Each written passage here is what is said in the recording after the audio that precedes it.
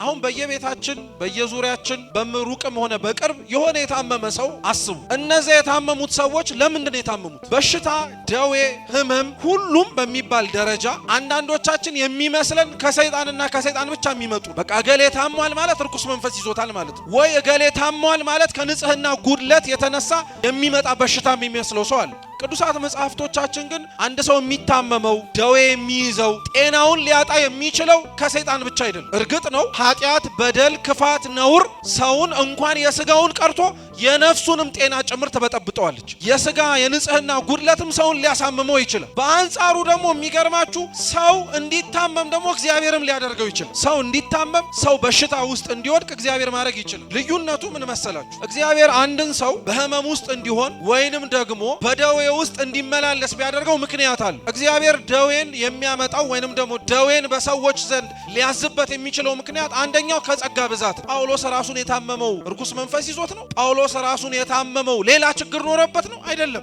ራሱ እንደሚናገረው የሚጎስም ደዌ ተሰጠኝ ያለ እግዚአብሔርን ማስታወስ እንዲችል ማለት ነው። እውነት እንነጋገር ከተባለ እንኳን ቅዱስ ጳውሎስ ቅዱስ ጢሞቴዎስም ይዞት የነበረው የሆድ ቁርጠት አረ እነሱንም ተዋቸው። እኔና እናንተ የጸሎታችን ሁሉ መልስ በዚህ ቤተ መቅደስ ዛሬውኑ ቢሰማ ነገ እንመጣለን። ችግር ስላለብን እኮ ነው ሁላችንም የተሰበሰበው። የምንጠይቀው ጥያቄ ከእግዚአብሔር ጋር ያለን የሆነ ጉዳይ ስላለን ያቺ ጉዳይ ባትኖር ኖሮ እግዚአብሔር ባወቀ አንዳንዶቻችን ላንመጣ እንችል ነበር፣ ላንገኝ እንችል ነበር።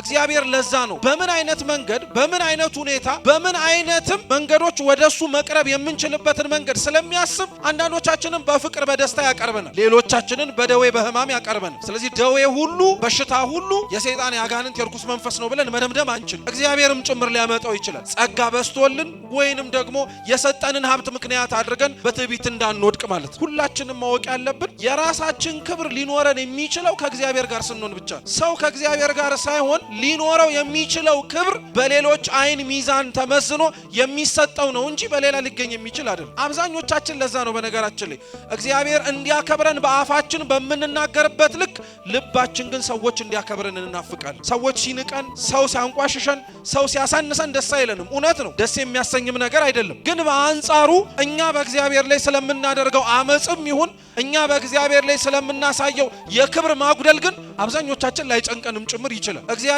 ክብሩን በእኛ ሊገልጥ ከፈለገ እግዚአብሔር መስራት እንደሚችል በዘመናት ያላቆመ አምላክ እንደሆነ ማስረጃ እንዲሆን አንዳንዶቻችን ታመን ሳንፈወስ እንድንቀር ያደርገን። እርሱ ብቻ ካልሆነ ደግሞ የሚፈውሰን ማንም የለም። አይገርማችሁ?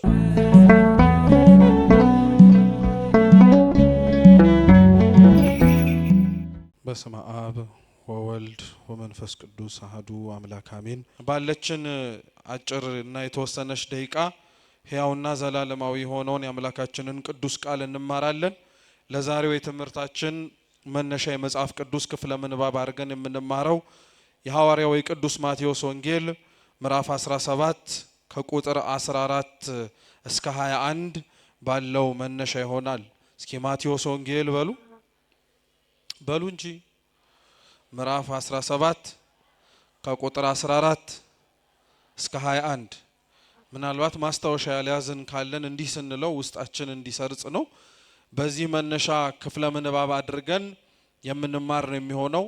አስቀድሜ የመጽሐፍ ቅዱሱን ቃል ሁላችሁ መስማት እንድትችሉ አነብላችሁና ወደ ትምህርታችን እንሄዳለን። እግዚአብሔር አምላካችን ከሁላችን ጋር ይሁን። ወደ ሕዝቡም ሲደርስ አንድ ሰው ወደ እርሱ ቀረበና ተንበርክኮ ጌታ ሆይ ልጄን ማርልኝ፣ በጨረቃ እየተነሳበት ክፉኛ ይሰቃያልና ብዙ ጊዜ በእሳት ብዙ ጊዜም በውሃ ይወድቃልና ወደ ደቀ መዛሙርትህም አመጣሁት ሊፈውሱትም አቃታቸው አለው። ኢየሱስም መልሶ የማታምን ጠማማ ትውልድ ሆይ እስከ መቼ ከእናንተ ጋር እኖራለሁ? እስከ መቼ ስታገሳችኋለሁ? ወደዚህ ወደ እኔ አምጡት አለ። ኢየሱስም ገሰጸው፣ ጋኔኑም ከእርሱ ወጣ፣ ብላቴናውም ከዚያች ሰዓት ጀምሮ ተፈወሰ። ከዚህም በኋላ ደቀ መዛሙርቱ ብቻቸውን ወደ ኢየሱስ ቀረቡኛ እኛ ልናወጣው ያልቻልን ስለምን ነው አሉት። ኢየሱስም ስለ እምነታችሁ ማነስ ነው። እውነት እላችኋለሁ የሰናፍጭ ቅንጣት የሚያህል እምነት ቢኖራችሁ ይህን ተራራ ከዚህ ወዲያ እለፍ ብትሉት ይሆናል። ይህን አይነት ግን ከጸሎትና ከጾም በቀር አይወጣም አላቸው ይላል። ስለ ቅዱስ ቃሉ አምላካችን ስሙ የተመሰገነ ይሁን። ተመሳሳይ ታሪክ ነው። አሁንም ይህንኑም አዳምጡ። የማርቆስ ወንጌል ምዕራፍ 9 ከቁጥር 14 እስከ 29። ወደ ደቀ መዛሙርቱም በመጣ ጊዜ ብዙ ሕዝብ ሲከባቸው፣ ጻፎችም ከነርሱ ጋር ሲከራከሩ አየ። ወዲያውም ሕዝቡ ሁሉ ባዩት ጊዜ ደነገጡ፣ ወደ እርሱም ሮጠው እጅ ነሱት። ጻፎችንም ስለምን ከነርሱ ጋር ትከራከራላችሁ ብሎ ጠየቃቸው። ከሕዝቡ አንዱ መልሶ መምህር ሆይ ዲዳ መንፈስ ያደረበትን ልጄን ወደ አንተ አምጥቼዋለሁ። በያዘውም ስፍራ ሁሉ ይጥለዋል፣ አረፋም ይደፍቃል፣ ጥርሱንም ያፋጫል ይደርቃልም። እንዲያወጡለትም ለደቀ መዛሙርት ነገርኳቸው፣ አልቻሉምም አለው። እርሱም መልሶ የማታምን ትውልድ ሆይ እስከ መቼ ከእናንተ ጋር እኖራለሁ? እስከ መቼ ስታገሳችኋለሁ? ወደ እኔ አምጡት አላቸው። ወደ እርሱም አመጡት። እርሱንም ባየ ጊዜ ያ መንፈስ ወዲያው አፈራገጠው፣ ወደ ምድርም ወድቆ አረፋ እየደፈቀ ተንፈራፈረ። አባቱንም ይህ ከያዘው ስንት ዘመን ነው ብሎ ጠየቀው። እርሱም ከሕፃንነቱ ጀምሮ ብዙ ጊዜ ሊያጠፋው ወደ እሳትም ወደ ውሃም ጣለው። ቢቻልህ ግን እዘንልን እርዳንም አለው። ኢየሱስም ቢቻልህ ትላለህ፣ ለሚያምን ሁሉ ይቻላል አለው። ወዲያውም የብላቴናው አባት ጮሆ አምናለሁ፣ አለማመኔን እርዳው አለ። ኢየሱስም ሕዝቡ እንደገና ሲራወጥ አይቶ ርኩስ መንፈሱን ገሰጸና አንተ ዲዳ ደንቆሮም መንፈስ እኔ ያዝሃለሁ፣ ከእርሱ ውጣ፣ እንግዲህም አትግባበት አለው። ጮሆም እጅግ አንፈራግጦት ወጣ። ብዙዎችም ሞተ እስኪሉ ድረስ እንደ ሙት ሆነ። ኢየሱስ ግን እጁን ይዞ አስነሳው፣ ቆመም። ወደ ቤትም ከገባ በኋላ ደቀ መዛሙርቱ እኛ ልናወጣው ያልቻልን ስለምንድን ነው ብለው ብቻውን ጠየቁት። ይህ ወገን በጸሎትና በጾም ካልሆነ በምን ሊወጣ አይችልም አላቸው ይላል። አሁንም የአምላካችን ስሙ የተመሰገነ ይሁን። ደከማችሁ እንዴ? መስማት አያደክምም እኮ። አንድ ልጨምርላችሁ ራሱኑ ታሪክ የሉቃስ ወንጌል ምዕራፍ 9 ከቁጥር 37 እስከ 43። በነገውም ከተራራ ሲወርዱ ብዙ ሕዝብ ተገናኙት። እነሆም ከሕዝቡ አንድ ሰው እንዲህ እያለ ጮኸ፣ መምህር ሆይ ለእኔ አንድ ልጅ ነውና ልጄን እንድታይልኝ እለምንሃለሁ። እነሆም ጋኔን ይይዘዋል፣ ድንገትም ይጮሃል፣ አረፋም እያስደፈቀው ያንፈራግጠዋል፣ እየተንቀጠቀጠም በጭንቅ ይለቀዋል። ደቀ መዛሙርትም እንዲያወጡት ለመንኩ፣ አልቻሉምም። ኢየሱስም መልሶ እናንተም ማታምን ጠማማ ትውልድ እስከ መቼ ከእናንተ ጋር እኖራለሁ? እስከ መቼ ስታገሳችኋለሁ? ልጅህን ወደዚህ አምጣው አለ።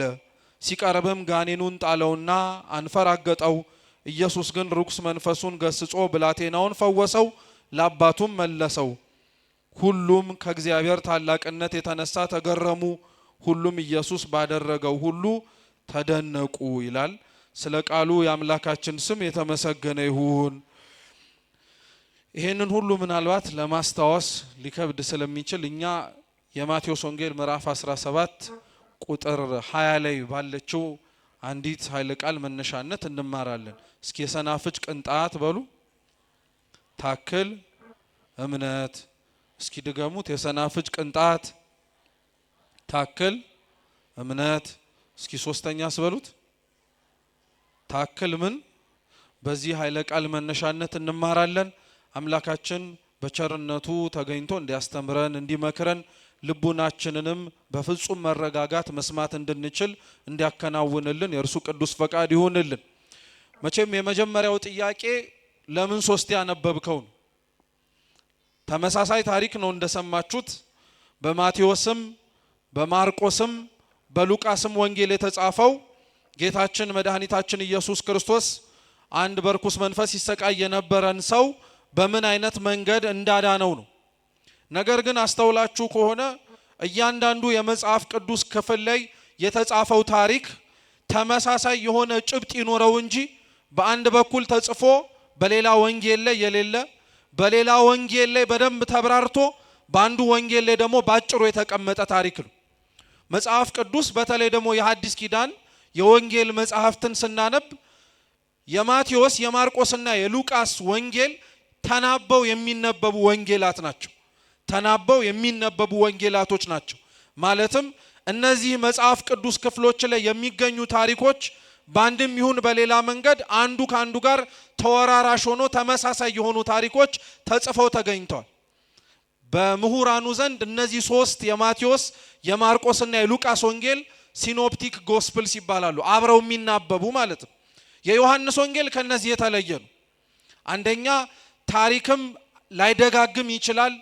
ሁለተኛ ከሌሎቹ ወንጌል ጸሐፊያን አርፍዶና ዘግይቶ እንደመጻፉ ሌሎች ወንድሞቹ የጻፉትን ታሪክና ያስተላለፉትን ትምህርት ስለሚያውቅ ከነሱ የጎደለውን ሞልቶ ማጽናት ያለበትን አጽንቶ ነው የጻፈው።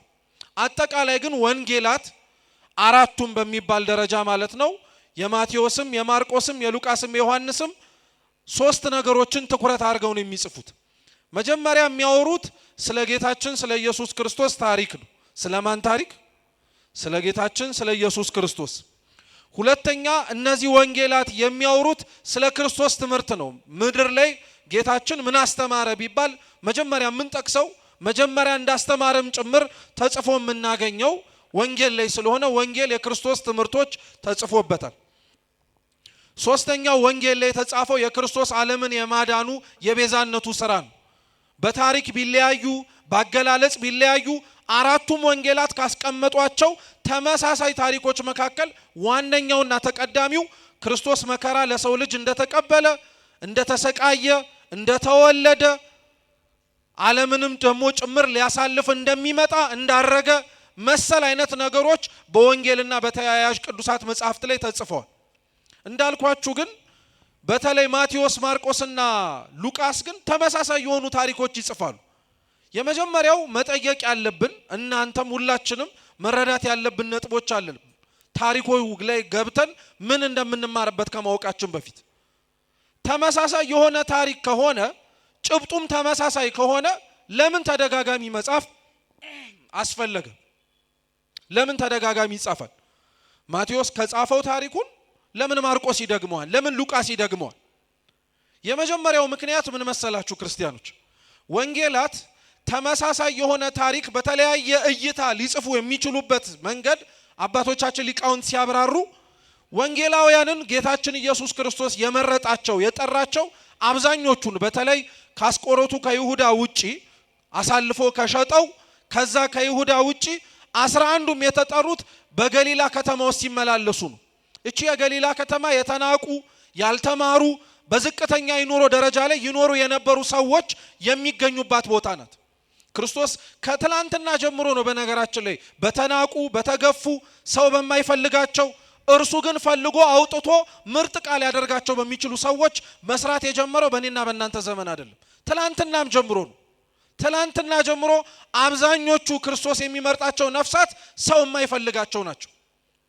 11ዱንም ከገሊላ ሲመርጣቸው የተጠሩበት ቦታና በሚኖሩበት አካባቢ ላይ አብዛኞቹ አሳ የማጥመድ በእጅ ስራ ሙያ ላይ የተጠመዱ ናቸው እንጂ በማንበብ በመጻፍ በማስተማር መሰል አገልግሎት ላይ አይታወቁ። እየሰማችሁ ይሉ አይታወቁ። አሁን እንደዚህ ያለበት ዘመን አድርገን እንዳንረዳው በነገራችን ላይ በቀድሞ ዘመን እንኳን ቆሞ ሰው ለማስተማር ቀርቶ የተጻፈ መጽሐፍ እንኳን ገዝቶ ለማግኘትና ለማንበብ ባለጸጋ መሆን ይጠበቅበታል። አንድ ሰው መጽሐፍ ሲኖረው የሚያነብ ከሆነ የሚያነብለትም ሰው ካለ በጣም ባለጸጋ ነው። አሁን ነው ዘመኑ ተሻሽሎ ሁላችንም በምንችልበት በአቅማችን ልክ መጽሐፍና የሚያነቡም የሚያስነብቡም መምህራንም እየበዙ የመጡት እንጂ በጥንቷ ጊዜ ላይ መጽሐፍ የአንድ የባለጸግነት መገለጫ ነው። ስለዚህ እነዚህ ደቀ መዛሙርት እንዳልኳችሁ ከመጽሐፍ ጋር አይደለም ያደጉት። መጽሐፍ ጋር አለማደግ ብቻ አይደለም በማስተማርም የተካኑ አይደሉም። በቀደመው ጊዜ ላይ ደግሞ ክርስቶስ ያስተምር የነበረው ዛሬ አሁን በእጃችን ላይ እንዳለው በዚህ በመጽሐፍ መንገድ አይደለም። ክርስቶስ አብዛኞቹን ትምህርት ያስተምር የነበረው በቃል ነው። በቃል ይነግራቸዋል፣ እነሱም በቃል ይሰማሉ። እነሱ በቃል የሰሙትን ደግሞ ሄደው በቃል ለሚያስተምር ሰው ያስተምራሉ። ስለዚህ መማር ላለመደ በቃል ሌሎች ትምህርቶች ሲጠጡ ተቀምጦ መስማትን ላልተለማመደ ሰው በቃል መስማት ራሱ ከባድ ነው። እየሰማችሁ ነው? ቤተክርስቲያናችን ውስጥ አሁን ለምሳሌ መጀመሪያ ሰዎች ወደ ትምህርት ገበታቸው ሲገቡ መጀመሪያ ንባብ ነው የሚማሩት። ፊደላትን መለየትን ማንበብን እንዲለምድ ይደረጋል። ማንበብን እንዲለምድና ፊደላትን እንዲለይ የተደረገው ተማሪ ግን በትምህርት ጉዞ ላይ በቤተ ክርስቲያን ውስጥ አብዛኛውን ነገር መጽሐፍ ገልጦ ከሚያዩ ይልቅ ከመጽሐፍ እየተደበበለት ከመምህራኑ እየሰማ በቃሉ የሚይዘው በጣም ይበዛል። ስለዚህ አንድ ሰው በቀላሉ ልጠይቃችሁ፣ በቃሉ መያዝና መሸምደድን የለመደ ሰውና በቃሉ መያዝና መሸምደድን ያለመደን ሰው ተመሳሳይ ነገር ብትነግሩት ተመሳሳይ ነገር ያወራል? አረ መልሱ። አያወራም። ምንም ጥርጥር እኮ የለው፣ አያወሩ። ስለዚህ ሐዋርያት እንደዚህ ናቸው ልላችሁ ነው። ማቴዎስም ማርቆስም ሉቃስም እነዚህ ደቀ መዛሙርት በተለየ መልኩ ትላንትና የማንበብ የማስተማር የመጻፍ በቃል ሰምቶ የመኖር ምንም አይነት ልምድ የላቸው። ስለዚህ ይላሉ ሊቃውንት ክርስቶስ አስተምሯቸው ትምህርቱን እነሱ ግን ሲጽፉት መለያየት የመጣው ለምንድን ነው ቢባል የትኩረት ልዩነት ስላለ ነው ይላሉ። የምን ልዩነት አልኳችሁ? የትኩረት። ለምሳሌ በእናንተ ደግሞ ቅርብ ላድርግላችሁ። አሁን እዚህ የተሰበሰብንበት የቅዱስ ሚካኤል ቤተ መቅደሱ ስንት መግቢያ በራል? እንዴ ቶሎ በሉ እንጂ ስንት መግቢያ በራል? እናንተ የምትገቡበት ነው እንጂ የበሩን ብዛት አይደለም። እናንተ የምትገቡት በስንት በር ነው? ምናልባት በእኔ በስተግራ ያለው ከተከፈተ እሺ 3 በርም በሉ። ለምሳሌ ግን አሁን አብዛኞቻችሁ የመጣችሁት ወይ በስተጀርባችሁ ባለው በር ነው ወይ በቤተልሔሙ በኩል ባለው ነው አይደል? ነው አይደለም? መልሷ ቶሎ ቶሎ ነው አይደለም? ጥሩ። ለምሳሌ አሁን በዚህ በፊት ለፊቱ በር የገባችሁ ሰዎች እስኪ እጃችሁን አውጡ ሁላችሁ። ጥሩ አውርዱት። በቤተልሔሙ በኩል የገባችሁ ሰዎች እጃችሁን አውጡ። በሁለቱም ነው እንደ የገባችሁት እናንተ? እሺ ምን ልላችሁ ፈልጌ መሰላችሁ? አሁን በዚህ በኩል የገቡት ሰዎች ምን እያያችሁ ነው የመጣችሁት ቢባሉ ሁሉም በተመሳሳይ መንገድ ቢመጡም ሁሉም ተመሳሳይ ነገር ፊት ለፊታቸው ቢሆንም ትኩረት ሰጥተው ግን የሚያወሩት ተመሳሳይ ነው ወይስ የተለያየ ነገር ነው? የተለያየ ነገር ነው። አንዱ ምን እያየ መጣ ብትሉት እኔ ፒፕሲ ያደረጉትን የአካባቢ ወጣቶች ይላል፣ አንዱ መኪና ይላል፣ አንዱ ቄሶቹን ይላል። ሁሉም እኮ ያዩት መጣው አንዳንዱ እንዴ ነበር እንዴ ያ ነገር ይላል። ይሄ ነገር ለምንድነው የሚፈጠረው ቢባል አንዱ ትኩረቱን ሰጥቶት ሌላው ትኩረት ያልሰጠው ነገር ስላለ። ስለዚህ ታሪኮች ወንጌላት ላይ ተመሳሳይ የሆኑ ታሪኮች ልዩነት የሚኖራቸው አንዱ ትኩረት ሰጥቶ የሚናገርበት ጉዳይ ላይ ሌላው ደግሞ ትኩረት ሳይሰጥ የጻፈው ስለሚሆን ነው። ግልጽ ነው? ገብቷችኋል? አንደኛው ምክንያት እሱ ነው። ሁለተኛው በወንጌላት ላይ ተመሳሳይ ታሪክ በተለያዩ ጸሐፊያን የሚጻፈው ደግሞ ለምንድን መሰላችሁ? የመጽሐፍት መተርጉማን አንድ መጽሐፍትን ለማንበብም ሆነ ለማናበብ የሚጠቀሟት ቃል አለች። እስኪ ማስታረቅ በሉ በሉ እንጂ የተጣላ ሰው እንዲስማማ ሰው ምን ያደርገዋል? በዚሁ አንጻር ቅዱሳት መጽሐፍትም ተመሳሳይ የሆነ ታሪክ ይጽፉና አንዱ እንዲህ ብሎት አንዱ ሌላ ያለውን፣ አንዱ እንደዚህ ብሎ ሌላው እንደዛ ያለውን ነገር መጽሐፍትን የሚያውቁ አባቶቻችን ያስታርቋቸዋል። ምን ማለት ነው? አንዱ ትኩረት ሰጥቶ የጻፈውን ሌላው ደግሞ ሌላ ነገር የጻፈውን እኩል በአንድ ላይ ያናበቡ እኩል በአንድ ላይ ተመልክተነው አንድ የተመሳሳይ ወይም ደግሞ ወጥ የሆነ መረዳት እንዲኖረን ያደርጋሉ ወንጌላት። ለዛ ነው። ስለዚህ አሁን ቤታችሁ ገብታችሁ አንድ ታሪክ ማቴዎስ ላይ፣ አንድ ታሪክ ሉቃስ ላይ፣ አንድ ታሪክ ማርቆስ ላይ ብታገኙ ለምን ልዩነቱ መጣ ብትሉ ቢያንስ እንኳን እነዚህን ሁለት ነገሮች ማስታወስ ትችላላችሁ። ስለዚህ በዛ መነሻነት ጌታችን ኢየሱስ ክርስቶስ በዚህ አሁን ባነበብነው በማቴዎስ ወንጌል ምዕራፍ 17 ላይ በፈጸመው ተአምር መነሻነት ነው የምንማረው። እግዚአብሔር ከሁላችን ጋር ይሁን። ይሄ ተአምር ጌታችን ኢየሱስ ክርስቶስ የፈጸመው ማለት ነው አንድ ባለጸጋ አንድ ልጅ የነበረው ወይም ደግሞ ብቸኛ ልጅ የነበረው ሰው ነበር። ሌላ ልጅ አልነበረውም። ያ ያለው ልጅ ብቸኛ ልጁ ነው። ያ ብቸኛ የነበረው ልጁ ደግሞ ከሕፃንነቱ ጀምሮ ታማሚ ነው። ከሕፃንነቱ ጀምሮ ታማሚ ነው። የቅዱስ ማርቆስ ወንጌል ሲነበብ እንደሰማችሁት ጌታችን መድኃኒታችን ኢየሱስ ክርስቶስ ከመምጣቱ በፊት ምን ከማረጉ በፊት ከመምጣቱ በፊት የሱ ደቀ መዛሙርትና ጸሐፍት ይከራከሩ ነበር። መጽሐፍ ቅዱስ ላይ ጸሐፍት እየተባሉ የሚጻፉት በእስራኤላውያን ምድብ ውስጥ ያሉ ሰዎች ናቸው። ጸሐፍት፣ ፈሪሳውያን መሰል አይነት አገላለጾች በእስራኤል ውስጥ የሚኖሩ መገለጫ መጠሪያ የተሰጣቸው ሰዎች ናቸው። ለምሳሌ እነዚህ ፈሪሳውያን ናቸው ሲባል ሕግ የሚያውቁ፣ ሕግ የሚያስተምሩ፣ ሕግ የሚጠነቅቁ ለማለት ነው። እነገሌ ጸሐፍት ናቸው ሲባል ሙያቸው ራሱ መጻፍ ነው። ሙያቸው ራሱ መጻፍ እና የክርስቶስ ደቀ መዛሙርት እርሱ ከመምጣቱ በፊት ታች ሆነው ከፈሪሳውያንና ከጸሐፍት ጋር ይከራከሩ ነበር። ክርስቶስ የት ነበር? ክርስቶስ የት ነበር? ጌታችን ደብረ ታቦር ነበር የነበር። እርሱ ከላይ ብርሃነ መለኮቱን ለሶስቱ የምስጢር ደቀ መዛሙርቱ እየገለጠ ነው። የቀሩት 9ኙ ግን የተራራው እግር ላይ ወይንም ደግሞ መሬቱ ላይ ናቸው ያሉት። እነሱ ናቸው ከጸሐፍት ጋር የሚከራከሩት። እና ክርስቶስ እነዚህ ደቀ መዛሙርቱ እየተከራከሩ እሰጣ ገባ ውስጥ ገብተው ነው ሲወርድ ለምን ትከራከራላችሁ አላችሁ። እስኪ ለምን ትከራከራላችሁ በሉ እንጂ። አው ጸሐፍት ጋር በነገራችን ላይ ክርስቶስ ለምን ትከራከራላችሁ የሚላቸው እነዚህ ሰዎች እንዳያውቁ ስለፈለገ አይደለም። እነዚህ ሰዎች ተምረው እንዳይለወጡ ስለሚፈልግ አይደለም። በጣም የሚገርማችሁ ጸሐፍት ፈሪሳውያን የሚጠይቁት ጥያቄያቸውን ከራሳቸው ክብርና ለራሳቸው አላዋቂነታቸው እንዲሸፈን ከመፈለግ ነው እንጂ ለማወቅ ለመረዳት ለመጠንቀቅ ምናምን አይደለም። እነሱ ነገሮች ከበኋላ ነው የሚመጡት። የመጀመሪያው ነገር ፈሪሳውያንና ጸሐፍት ከክርስቶስ ደቀ መዛሙርት ጋር እየተከራከሩ ፊት ለፊት እነሱን ለማሸማቀቅ ሕግ እየጠቀሱ ይናገሩ የነበሩት እነሱ የበላይ እንደሆኑ እነሱ ደግሞ የበታችነት ስሜት እንዲሰማቸው ስለሚፈልጉ ነው። ለዛ ነው ፈሪሳውያንን በመጽሐፍ ቅዱስ ላይ እያንዳንዱ ቦታ ላይ ብትፈልጓቸው ወይ ሲከራከሩ ነው፣ ወይ በክርስቶስ ላይ ፍርድ ሲያስተላልፉ ነው፣ ወይ ደግሞ እውነተኛውን ትምህርት ሲቃወሙ ነው የምታገኟቸው። እና ክርስቶስ ለምን ትከራከራቸዋላችሁ አላችሁ? ለምን ታወሯቸዋላችሁ?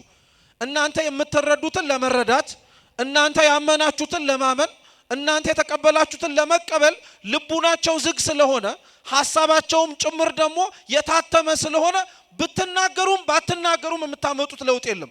ስለዚህ ለምን ትከራከሯቸዋላችሁ? ለምን ታዋራቸዋላችሁ? ለምን መልስ ትሰጧቸዋላችሁ አላችሁ። እውነት ነው። በነገራችን ላይ ሰው ከሌላ ሰው ጋር የሚያወራው የሚነጋገረው መግባባት ሲችልና ለመግባባትም ጭምር ፍላጎት ሲኖር ነው። ፈሪሳውያን እንደዛ አይደሉ። ፈሪሳውያን አብዝተው ለክብራቸው የሚጨነቁ ናቸው። እንኳን በደቀ መዛሙርቱ ቀርቶ በክርስቶስ ፊት ራሱ ቆመው ይከራከራሉ እኮ እነሱ። እንደው ለዚህ እንኳን አንድ ማሳያ እናቅርብ ብንል ምን ያክል ለክብራቸው እንደሚጠነቀቁ አሁን እኛ እንደተሰበሰብንበት በምሽት እየመጣ በተሰበሰቡበት በደቀ መዛሙርቱ እግር ስር አብሮ እየተቀመጠ ይማር የነበረ ከፈሪሳውያን አለቆች መካከል አንድ ሰው ነበረ፣ ኒቆዲሞስ የሚባል። ኒቆዲሞስ አንዱ በማታ እየመጣ ይማርበት የነበረው፣ አንዱ ሰው በማያየው ሰዓት እየመጣ ከክርስቶስ እግር ስር ይቀመጥበት የነበረው ጉዳይ ምንድን ነው? ክብሩ እኮ ነው፣ ሌላ ምንም ነገር አይደለም። እንደዚህ አይነት ሰው ጸባይ በነገራችን ላይ ያለዋል። ሰው ሲሰበሰብ መገኘት የማይፈልግ ጭንቀት ያለበትን ሰው እያለን አይደለም። በነገራችን ላይ አንዳንድ ሰው የእውነትም ሰው ሲበዛ በተሰበሰበ ቦታ ላይ መቀመጥ፣ መማር፣ ማወቅ የሚጨንቀው ሰው አለ። እንደነዚህ አይነት ችግር ያለባቸው ሰዎች በሂደት መታረም እንዲችሉ መሰራት ይችላል፣ ይደረጋልም ጭምር። አንዳንዶቻችን ግን ስራዬ ብለን ከሰው ጋር ላለመመሳሰል ሰው የሚገኝበት ቦታ ላይ በመገኘት እኛ ክብራችን ያነሰ ከምንገኝበት ሰው ጋር ተመሳሳይ ሆነን እንዳንቆጠር ብለን ሌሊት የምንመጣ ሰዎች አሉ። እውነት ወይስ ሐሰት? እውነት ነው። ሰው ሲያየኝ ይጨንቀኛል፣ እኔ ሰው እንዲያየኝ አልፈልግም። ሰው እንደዚህ ሲሆን ያን ያክል እንትን አይልም። እንደዚህ ያክል ምክንያቶች እንደረድራለን። ችግር ኖሮብን ከሆነ እኮ ጤናማ ነው፣ ይስተካከላል። አንዳንዶች ግን ችግር ኖሮብን አይደለም እንደዛ የምንለው። ይሄ መታየቱን እውቅና መሰጠቱን ከሌላው ሰው ጋር አብሮ በመቀመጥና በመገኘት ውስጥ ዝቅተኛ የሆነ ስሜት ይሰማኛል ብለን የምንሰጋ ስላለን። ኒቆዲሞስ እንደዛ ነበር፣ ለክብሩ ይጨነቅ ነበር። ስለዚህ ክርስቶስን ሌሊት ይማር ነበር አብሮ ቁጭ ብሎ። ኋላ ለክብሩ የሚጨነቀው ኒቆዲሞስ ግን ክርስቶስ ክስ እንደተከሰሰና በዛም ክስ ሊፈረድበት እንደሚገባ ሲነገረው ለመከራከር ሞክሮም ነበር አንዳንድ ቦታዎች ላይ። አይ እንዴት አንድ ሰው ክሱን ሳይሰማ ሊከሰስ ይችላል? ሕጉን መስማት አለበት፣ ክሱን ማወቅ አለበት ብሎ ትንሽ ፈራተባ እያለ ሞክሮ ነበር። ነገር ግን ጭብጡ ምንድነው? ኒቆዲሞስ ደፍሮ ከክርስቶስ ጋር አብሬ ቆም ያለው ለማለት የሚያስተምረውን ትምህርት ተቀብሎ ለመኖር እየከለከለው የነበረው ክብሩ ነው። እስኪ ክብሩ በሉ። አው ሰው በነገራችን ላይ ሁላችንም ማወቅ ያለብን የራሳችን ክብር ሊኖረን የሚችለው ከእግዚአብሔር ጋር ስንሆን ብቻ ነው። ሰው ከእግዚአብሔር ጋር ሳይሆን ሊኖረው የሚችለው ክብር በሌሎች አይን ሚዛን ተመዝኖ የሚሰጠው ነው እንጂ በሌላ ሊገኝ የሚችል አይደለም። አብዛኞቻችን ለዛ ነው በነገራችን ላይ እግዚአብሔር እንዲያከብረን በአፋችን በመንናገርበት ልክ ልባችን ግን ሰዎች እንዲያከብረን እንናፍቃለን። ሰዎች ሲንቀን፣ ሰው ሲያንቋሽሸን፣ ሰው ሲያሳንሰን ደስ አይለንም። እውነት ነው፣ ደስ የሚያሰኝም ነገር አይደለም። ግን በአንጻሩ እኛ በእግዚአብሔር ላይ ስለምናደርገው አመጽም ይሁን እኛ በእግዚአብሔር ላይ ስለምናሳየው የክብር ማጉደል ግን አብዛኞቻችን ላይ ጨንቀንም ጭምር ይችላል። ስለዚህ ፈሪሳውያን የክብር ጉዳይ ስለገረዳቸው፣ የክብር ጉዳይ ስለከለከላቸው አይሆንም አላቸው። ለምን ትከራከሯቸዋላችሁ አለ። በዚህ ንግግር ውስጥ ነው ያ ሰውዬ ልጁ ስለታመመበት እየሮጠ ሄደና ተንበርክኮ ክርስቶስን መለመን ጀመረ። ተንበርክኮ ተንበረከከ። ልጄ በጠና ታሞብኛል አሉ። ሲነገርም ሲነበብም እንደሰማችሁት ደግሞ ብቸኛ ልጄ ነው ያለው። ምንኛ ልጄ? ብቸኛ ልጄ። ቢያንስ እንኳን አንዱ ታሞ በሌላው እንዳይጽናና፣ አንዱ ሞቶ በሌላው ካሳለው እንዳይል ያለው ስንት ልጅ ነው? አንድ ልጅ ነው። ያም አንድ ልጅ ደግሞ በጠና ነው የታመመው። በጠና ነው የታመመው። ስለዚህ ልጄ ብቸኛው ልጄ በጠና ታሞብኛል አለና ስለ ህመሙ መናገር ጀመረ። ምን አለ? አንደኛ ዲዳ ነው አለ። እስኪ ዲዳ ነው በሉ። ምን አያረግም ማለት ነው? አይሰማም ማለት ነው። እሱ አለመስማቱ እንዳለ ሆኖ ደግሞ የሚጥል በሽታ አለበት አለ። የሚጥል በሽታ አለበት አለ። ያ የሚጥለው በሽታ በፈለገበት ጊዜ ላይ ይጥለዋል። ከፈለገ በቀን፣ ከፈለገ በማታ፣ ከፈለገ በእሳት፣ ከፈለገ በውሃ፣ በፈለገበት ሰዓት ይጥለዋል አሉ። ክርስቶስ አምላካችን ይህንን ከሰማ በኋላ መቼ ነው የጀመረው አሉ። ከመጀመሩ ነው መታመምና እንደዚህ መሰቃየት የጀመረው ሲል ከህፃንነቱ ጀምሮ ነው አለ። እንግዲህ አስቡት፣ በሽታ በነገራችን ላይ በጣም የሚያመው ለሚያስታምመው ሰው ብቻ አይደለም። በሽታ በጣም አድርጎ ውስጥን የሚጎዳው መዳንንና ፈውስን ተስፋ እያደረገ ለሚጠብቀው ለታማሚው ራሱ በጣም ያመዋል። አስቡት፣ ከህፃንነቱ ጀምሮ በዚህ አይነት በሽታን የተሰቃየው ይሄ ልጅ ምናልባት እኮ በወደቀበት ጊዜ ላይ ራሱ ባልነሳ ብሎ ሊመኝ ይችላል። መልሶ እንደሚወድቅ ስለሚያውቀው የቀን የሰዓት የሆነ ጊዜና አጋጣሚ ጉዳይ ነው። ስለዚህ ከልጅነቱ ጀምሮ ያመዋል አሉ። ጌታችን ኢየሱስ ክርስቶስ ከዛ በኋላ ልጁን ፈወሰለት። ወደ ልጁ ፈውስ ከመግባታችን በፊት ሌሎች ነገሮችን በነጥብ እናንሳ፣ ለሁላችንም ስለሚረዳን። የመጀመሪያው መጠየቅ ያለብን ነገር ምን መሰላችሁ ክርስቲያኖች? ይሄ ሰውዬ ለምን ታመመ ብለን እንጠይቅ እስኪ። ይህ ልጅ በሉ እንጂ ለምን ታመመ? አሁን በየቤታችን በየዙሪያችን በሩቅም ሆነ በቅርብ የሆነ የታመመ ሰው አስቡ። እነዚያ የታመሙት ሰዎች ለምንድን ነው የታመሙት? በሽታ፣ ደዌ፣ ህመም ሁሉም በሚባል ደረጃ አንዳንዶቻችን የሚመስለን ከሰይጣንና ከሰይጣን ብቻ የሚመጡ ነው። በቃ እገሌ ታሟል ማለት ርኩስ መንፈስ ይዞታል ማለት ነው። ወይ እገሌ ታሟል ማለት ከንጽህና ጉድለት የተነሳ የሚመጣ በሽታ የሚመስለው ሰው አለ። ቅዱሳት መጽሐፍቶቻችን ግን አንድ ሰው የሚታመመው ደዌ የሚይዘው ጤናውን ሊያጣ የሚችለው ከሰይጣን ብቻ አይደለም።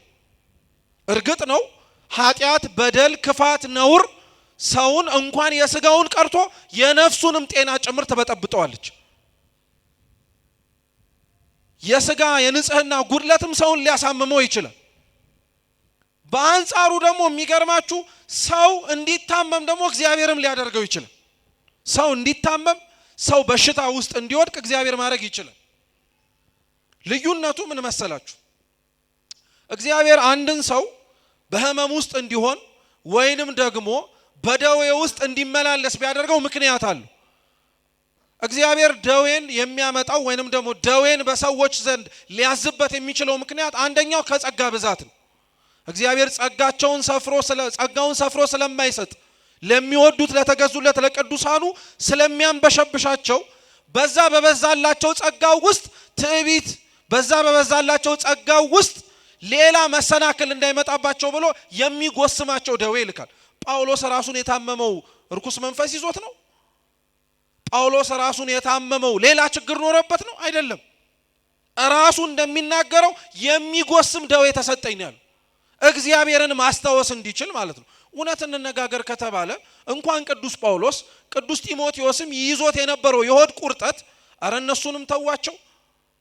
እኛ እኔና እናንተ የጸሎታችን ሁሉ መልስ በዚህ ቤተ መቅደስ ዛሬውኑ ቢሰማ ነገ እንመጣለን እንዴ? ችግር ስላለብን እኮ ነው ሁላችንም የተሰበሰብነው። የምንጠይቀው ጥያቄ ከእግዚአብሔር ጋር ያለን የሆነ ጉዳይ ስላለ ነው። ያቺ ጉዳይ ባትኖር ኖሮ እግዚአብሔር ባወቀ አንዳንዶቻችን ላንመጣ እንችል ነበር፣ ላንገኝ እንችል ነበር። እግዚአብሔር ለዛ ነው በምን አይነት መንገድ በምን አይነት ሁኔታ በምን አይነትም መንገዶች ወደሱ መቅረብ የምንችልበትን መንገድ ስለሚያስብ አንዳንዶቻችንን በፍቅር በደስታ ያቀርበናል፣ ሌሎቻችንን በደዌ በህማም ያቀርበናል። ስለዚህ ደዌ ሁሉ በሽታ ሁሉ የሰይጣን ያጋንንት የርኩስ መንፈስ ነው ብለን መደምደም አንችልም። እግዚአብሔርም ጭምር ሊያመጣው ይችላል። ጸጋ በስቶልን ወይንም ደግሞ የሰጠንን ሀብት ምክንያት አድርገን በትዕቢት እንዳንወድቅ ማለት ነው። ስለዚህ አሁን ይሄ ልጅ የታመመው በምን ምክንያት ነው? በምን ምክንያት ነው? የሚጥል በሽታን ያለበት እየመረጠ ቦታ አይደለም፣ በፈለገው ቦታን የሚጥለው። ይሄ ልጅ ምን አጥፍቶ ነው የመጣበት ልትሉም ትችላላችሁ። በኦሪቱ ጊዜ ላይ እንደነዚህ አይነት ጥያቄዎች ይጠየቁ የነበረበት ምክንያት ምን መሰላችሁ? የኦሪት እምነት ወይንም ደግሞ በብሉይ ኪዳን የአንድ ሰው የሰራው የኃጢአቱ ውጤት ልጆቹ ላይ ይደርሳል የሚባል እምነት አለ። አብዛኞቻችን ኢትዮጵያውያንም እኮ እንደዚህ አይነት እምነት አለን። ታውቃላችሁ፣ ተው ግፍ አትስራ ለማን ይተርፋል እንላለን? ለልጅ ይተርፋል እንላለን። እውነት እኮ ነው። ለምሳሌ ዮሐንስ ወንጌል ምዕራፍ 9 ላይ አንድ ከናቱ ማህፀን ጀምሮ የአይን ምንም አይነት አሻራ ምልክት ሳይኖርበት ልሙጥ ግንባር ሆኖ የተወለደ ሰው ነበር። ያንን ሰው የክርስቶስ ደቀ መዛሙርት ተመለከቱትና ምን አሉት? ይህ ሰው እውር ሆኖ የተወለደው በማን ጥፋት ነው? በእርሱ ነው ወይስ በወላጆቹ አሉ። እስኪ በእርሱ ነው በሉ ወይስ በወላጆቹ? በእርሱ ነው ብቻ እንዳትሉ፣ ሰው ከናቱ ማህፀን ጀምሮ ኃጢአት ይሰራል? መልሱ እንጂ። በእርሱ ጥፋት ነው እውር የሆነው ቢል ከናቱ ማህፀን እኮ ነው ይሄ ሰው እውር ሆኖ የተወለደው። እንዴት አይነት በእናት ማህፀን ውስጥ ሊሰራ የሚችል በደልና ነውር ቢኖር ነው? እንደዛ ብለው ግን አላቆሙም። ወይስ በወላጆቹ ነው አሉ።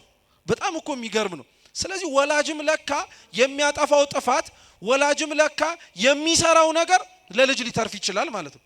ክርስቶስ ታዲያ ግን ምን አላቸው መሰላችሁ? ይህ ሰው የታመመው በራሱም በወላጆቹም ጥፋት አይደለም ማለት። አብራችሁም በሉ የእግዚአብሔር ክብር በሉ እንጂ ይገለጥበት ዘንድ ነው። አያችሁት? አንዳንዶቻችን እውነትም እንዳልኳችሁ ነው። እግዚአብሔር ክብሩን በእኛ ሊገልጥ ከፈለገ እግዚአብሔር መስራት እንደሚችል በዘመናት ያላቆመ አምላክ እንደሆነ ማስረጃ እንዲሆን አንዳንዶቻችን ታመን ሳንፈወስ እንድንቀር ያደረገን። እርሱ ብቻ ካልሆነ ደግሞ የሚፈውሰን ማንም የለም። አይገርማችሁ? በጣም እኮ ነው የሚደንቀው። እርሱ ብቻ ካልሆነ ያ አይነ ስውር አይኑ እንዳልበራለት፣ እርሱ ብቻ ካልሆነ አሁን ታሪኩ ሲነበብ የሰማችሁት የሚጥለው በሽታ የያዘው ልጅ እርሱ ክርስቶስ ብቻ ካልሆነ የሚፈውሰው እንዳልነበረ ሁሉ እግዚአብሔር ብቻ ካልሆነ በቀር ሊፈወስ የማይችል ነገር አለ፣ ሊድን የማይችል ነገር አለ። ስለዚህ ጌታችን ኢየሱስ ክርስቶስ ይሄ ልጅ በምን መንገድ እንደታመመ በማን ምክንያት እንደዚህ ሊሆን እንደቻለ ምንም መረጃ አልነገርም። ዝም ምን ያለው ቀጠለና ግን መቼ ነው የታመመው አሉ። ከልጅነቱ ጀምሯል። ከልጅነቱ ጀምሯል። ይሄ ልጅ እንግዲህ ከልጅነቱ ጀምሮ እንዳልኳችሁ የሚጥል በሽታ ነው፣ በጣም ክፉ ነው። ስለዚህ ጌታችን ኢየሱስ ክርስቶስ ይሄንን ልጅ በማዳንና በመፈወሱ ውስጥ ሊያሳምየንና ሊያስተምረን የፈለገው ነጥብ ምን መሰላችሁ? ወንጌል ላይ ተጽፈው የምታነቧቸው ተአምራቶች በሙሉ እግዚአብሔር ማድረግ እንደሚችል ማስረጃ እንዲሆኑ የተቀመጡ ትምህርቶች ብቻ አይደሉም። ወንጌል ላይ ተጽፎ የምናገኛቸው ተአምራት በስጋ አንጻር እኛ በነፍስ የታመምነውን ደዌ ማነጸሪያና መመልከቻ እንዲሆኑ የተቀመጡ ናቸው። ለምሳሌ ክርስቶስ እውር የሆኑትን አበራ ሲባል እውር በስጋ የሆኑትን ሰዎችን ስንሰማ እኛ አይነ ልቡናችን የታወረው እንድንበራ ነው። ክርስቶስ የሚጥል በሽታ ያለባቸውን ሰዎች አዳነ ተብሎ ሲነገርም እንደዛው ነው። እና ቅዱስ ዮሐንስ አፈወርቅ እንዲያውም በደንብ ያብራራዋል። ምን ይላል መሰላችሁ? የሚጥል በሽታ ምን አይነት በሽታ ነው ይላል። በሉ እንጂ መልሱ። የሚጥል በሽታ ምን አይነት በሽታ ነው? ከበሽታው እኮ ነገርኳችሁ። ምን የሚያረግ በሽታ ነው? እስኪ የሚጥል በሉ። አይዞቹ ከባድ እኮ አይደለም። የሚጥል በሽታ ምን አይነት በሽታ ነው ሲባል በሽታው ምን የሚያረግ የሚጥል። ጥሩ። አንድ ሰው የሚጥል በሽታ እንዳለበት የሚታወቀውስ እንዴት ነው? ሲወድቅ ነው። በነገራችን ላይ ቀጥ ብሎ ሲራመድ እንኳን የሚጥል ሌላስ በሽታ ያለበት ይመስላል። አብዛኞቻችን እንደዛ ነን። ጤነኛ ነን ምን መስለው ስንታይ እኮ ቆመን ስንራመድ ምንም ያልሰራን፣ ነጠላ ጣፍተን ስንመላለስ፣ አንገታችን ላይ ማህተብ አስረን የቅዱሳንን ስም ስንጠራና እግዚአብሔርን እናመልካለን ስንል ለሚያየን ሰው የሚጥል በሽታ የያዘናን መስልም ይላል ዮሐንስ አፈወርቅ። ግን የሚጥል በሽታ ሲጥል እንደሚታወቀው ሁሉ እኛም ከእግዚአብሔር ጋር አለመሆናችን የሚታወቀው ዘወትር በኃጢአት ስለምንበድል ነው ይላል። እግዚአብሔር ይህን ህይወታችንን ያስተካክልልን። የሚጥል በሽታ አለብን ሁላችንም፣ ምንም ጥርጥር የለውም። የሆነ ጊዜ ላይ ቆመን እንታያለን፣ የሆነ ጊዜ ላይ እንሸራተታለን፣ የሆነ ጊዜ ላይ በርትተን እንታያለን፣ የሆነ ጊዜ ላይ ደግሞ ደክመንና ዝለን እንታያለን፣ የሆነ ጊዜ ላይ ከበሽታቸው ድነዋል ብለው ስንራመድ እንታያለን፣ የሆነ ሰዓት ላይ ደግሞ ተመለሱበት ደግሞ ተብለን ወድቀን እንታያለን። የሚጥል በሽታ ብሎ ክርስቶስ ያንን ልጅ ሊያድነው የፈለገው እንደፈለገ ኃጢአት የሚጥለንን እንደፈለገ ኃጢአት እያጣለ ያሰቃየንን ሰዎች እኛን መመልከት እንድንችል የሚጥል በሽታ ነበር ያዞ የነበረው። ደግሞ ሲጥለው አይገርማችሁም? እስኪ ቀን በሉ እንጂ ማታ በሉ። ሰው ኃጢአት ሲጥለው ቦታ ይመርጣል? አይመርጥም። አይገርማችሁም? ኃጢአት በጣም ክፋቷ ይሄ ነው። ቀን ልጣለው ማታ ልጣለው አትልም። ካገኘች ቀንም ልትጥል ትችላለች፣ ካገኘች ማታም ልትጥል ትችላለች። ይሄ ብቻ አይደለም። ይሄንን የሚጥለውን ልጅ አባቱ ስለሚጥለው በሽታ ሲናገር ምንድን ያለው? እሳትም ውሃም ጋር ሊጥለው ይችላል። እስኪ እሳት በሉ። አሁን ደግሞ እሳት ላይ ይመጣል ማለት ምን መሰላችሁ ይላል ዮሐንስ አፈወርቅ። የሚጥል በሽታ ይዞት እሳት ላይ ወደቀ ማለት የሚጥለው በሽታ ኃጢአት ነው። እሳት የሚብለው የበለጠ የሚጎዳው ነገር ማለት ነው። ኃጢአቱ መጉዳቱ ሳያንስ የሰራው ኃጢአት ከእግዚአብሔር ማራቁ ሳያንስ የወደቀበት እሳት የተባለው ደግሞ ቦታ ወድቆ እንዳይነሳ ያቃጥለዋል። አብዛኞቻችን እኮ ኃጢአት ጥላ ካቆሰለችን በላይ ተስፋ መቁረጥ እንደ እሳት አንገብግቦን በልቶናል። ለዛ ነው ራሱ ቅዱስ ዮሐንስ አፈወርቅ ምን ይላል? ለክርስቲያን ትልቁ ፈተናው ኃጢአት መስራት ሳይሆን ተስፋ ቆርጦ መቀመጥ ነው ይላል። እኛችን በልባችን ጠንቅቀን መያዝ አለብን።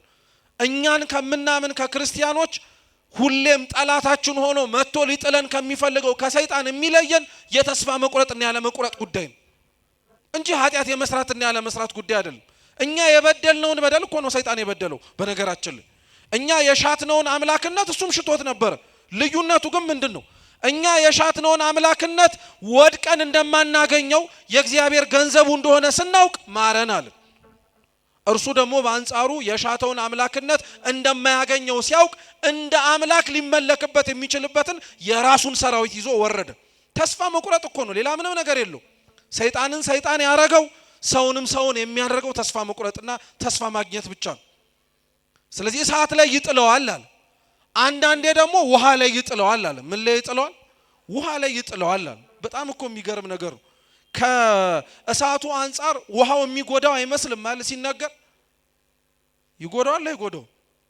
አንድ ሰው የሚጥል በሽታ ኖሮት ውሃ ውስጥ ቢወድቅ እንደ እሳቱ ይጎዳዋል አይጎዳው? ይጎዳዋል። ውሃው በአንጻሩ እሳቱ እንደሚያቃጥለው ያቃጥለው እንጂ ያፍነዋል አያፍነው? ኃጢአት የሚሰራ ሰው ውሃ ውስጥ ወደቀ ማለት መተንፈስ እንዳይችልና እስትንፋሱ ከሆነው ከእግዚአብሔር ጋር መገናኘት እንዳይችል አስሮ አነቀው አስቀረው ለማለት ነው የሚነገረው። ስለዚህ ጌታችን ኢየሱስ ክርስቶስ እንደዚህ አይነቱንና መሰለ በሽታ የያዘውን ሰው ሊያድነው አባቱ ጋር ሄደ። በሽታውን ጠየቀ፣ የታመመበትን ጊዜ አወቀ። ከዛ በኋላ አባትየው ግን መናገር ጀመረ። ቢቻልህ አለ፣ የሚሆንልህ ከሆነ አለ። ደሞ እሱም እኮ አይደለም ቀጠለና ይሄንን የታመመውን ልጄን መዳን እንዲችል ለደቀ መዛሙርት ሰጥቻቸው ነበር፣ ግን እነሱ ሊፈውሱት አልቻሉም ማለት እና በጣም የሚገርም ነው።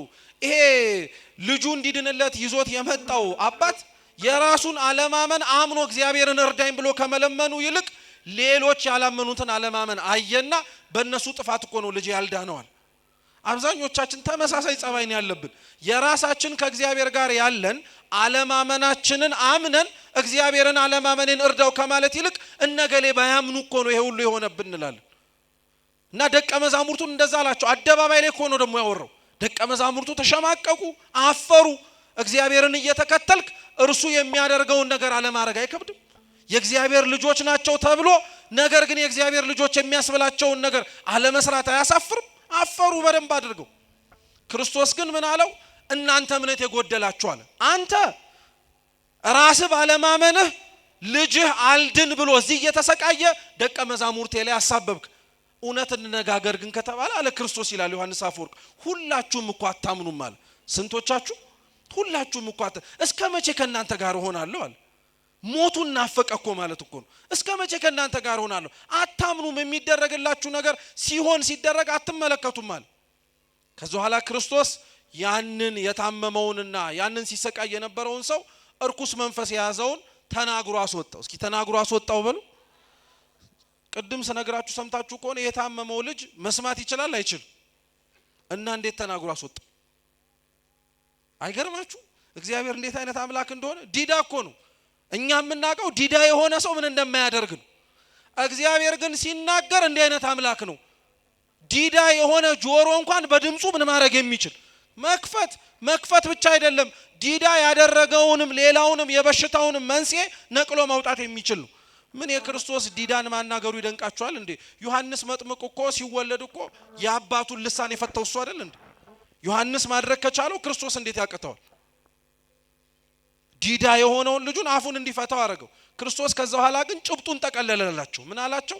የሰናፍጭ ቅንጣት ታክል እምነት ካላችሁ ሁሉም ነገር መደረግ ይችላል አለ። እንዲያውም ሲያጠነክረው ይህን ተራራ ከዚህ ተነስተ ወዲያ ሂድ ብትለው ይደረግልሃል አለ። ጭብጡ ምን ሊያስተምራቸው ፈልጎ መሰላችሁ? አንዱን ብቻ ልንገራችሁ። እንደነዚህ አይነት በሽታ ይዟቸው የሚመጡትን ሰዎች ልታድናቸው ወይም ልትፈውሷቸው ስልጣን ሰጥቻችሁ ነበረ።